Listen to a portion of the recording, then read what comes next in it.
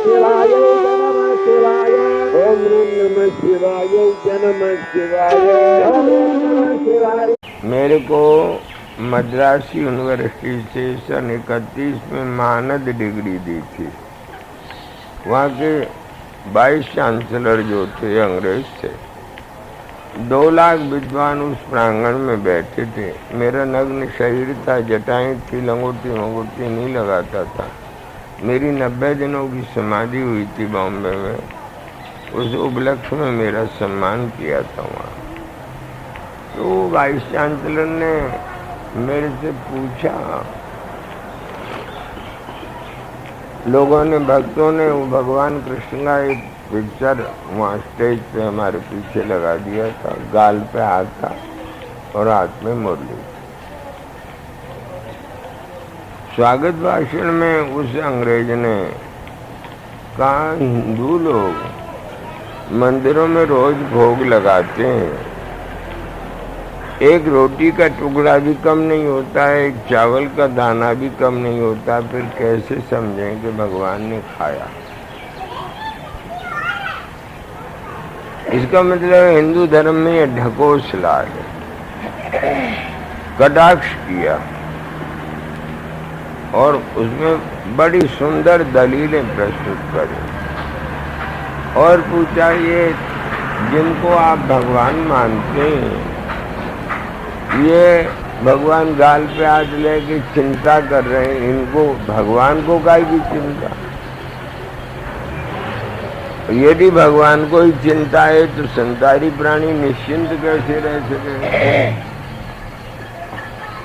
स्वागत भाषण में उसने प्रश्न भी कर दिए। जब मैं बोलने लगा तो मेरी भाषा को दुभाषिया बोल रहा था, कोई मैं संस्कृत में बोलूं और वो अंग्रेजी में ट्रांसलेशन करे।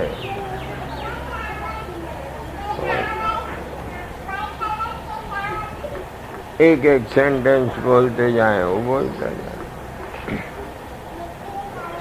पहले मैंने अपने व्याख्यान के पूर्व में ही कहा, भाई ये वाइस चांसलर ने जो प्रश्न किए हैं, मैं पहले इनका उत्तर दे दूं, फिर मेरी बात आपको कहूँगा।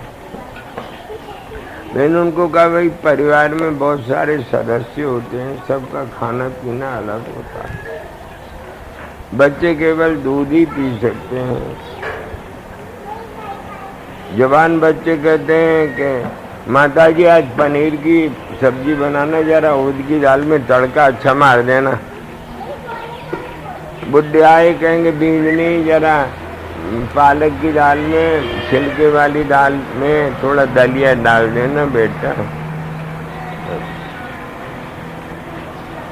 सबकी खाना पीना अलग। जाबे वाली को का रोटी कड़क नहीं देना, ज्यादा मोहन की रोटी देना।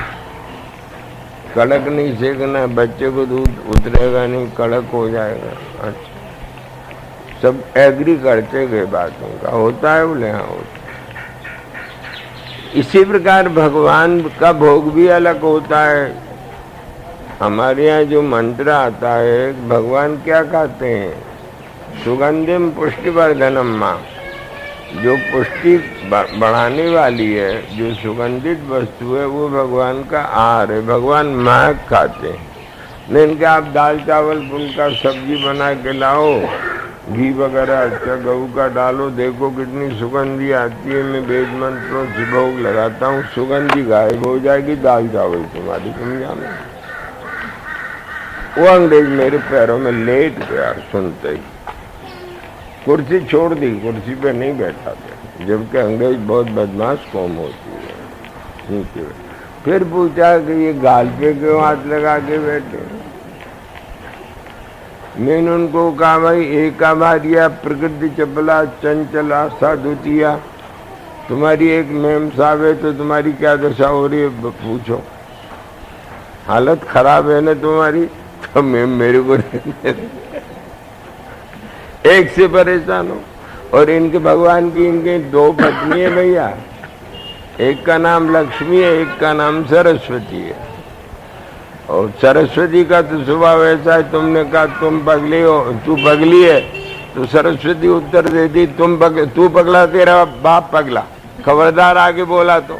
माने बहुत बोलने वाली, कई पत्नियां बहुत बोलने वाली होती है ना।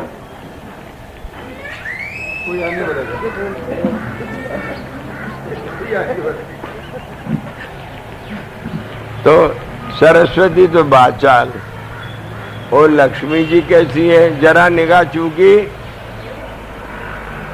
मामला गोल कहाँ गया था, अभी यहाँ हमारे बटुआ रखा था, कहाँ चला गया कोई पता नहीं। लोग 24 घंटे बगल में दबा के चलते हैं, छोड़ेंगे नहीं। गृहस्थी तो गृहस्थी, हमारे साधु भी यहाँ रखता है, पता नहीं क्या रखते हैं, रखते जरूर है। तो एका भार्या प्रकृति चपला चंचला स द्वितीया। अब गृहस्थी में यदि पुत्र अच्छा हो तो माता पिता बड़े आनंदित रहते हैं, सुखी होते हैं, आज्ञाकारी बेटा। और भगवान के एक ही पुत्र हुए कामदेव। कामदेव को कहा बेटा साधु संतों की सेवा करना, भगवान के जो भक्त हैं हमारे उनकी रक्षा करना। तो कामदेव जो है जहाँ साधु महात्मा तप कर रहे हैं वहाँ राणों को ले जाए, गाने वालों को ले जाए, नचाए, तो बेचारे राम राम कर रहे तो विषयों में फंस जाए, उनके व्रत टूट जाए तो फिर रोए, भगवान से रोए तो भगवान कामदेव को डांटे, खबरदार ऐसा नहीं करना। पर वो कामदेव ने कभी भगवान की आज्ञा मानी नहीं, उसने जो करना था वही करता रहा। तो बेटा जो था वो भी कुबूती था, पत्नी भी ऐसी भगवान की, तालियां बजे बोलो, बेटा ऐसा। और सोने की जगह का शेष है सैया, शेषनाग के ऊपर भगवान सोते हैं। सांप कभी जरा सा हमको चाट ले तो हमारा क्या होता है, राम राम सर। तो ये तो सांप तो साधारण है, शेषनाग के तो हजारों फड़ में हजारों दांत, तो कहीं न कहीं तो चाटता ही होगा। और फिर रहने के लिए महल कहाँ, समुद्र में। एक लहर इधर से आए तो इधर हो जाए, जरा सा पानी तेज आ जाता है तो हमारे मकान छोने लगते हैं, वहाँ तो समुद्र है। तो भैया स्मारम स्वग्रह चरितम मौन भूतो मुनारी, ऐसे अपनी घर गृहस्थी की चिंतन करते करते भगवान ऐसे मौन हो गए, क्या गृहस्थ खुश हुआ है। बाद में फिर मेरा व्याख्यान चला। खैर अस्तु।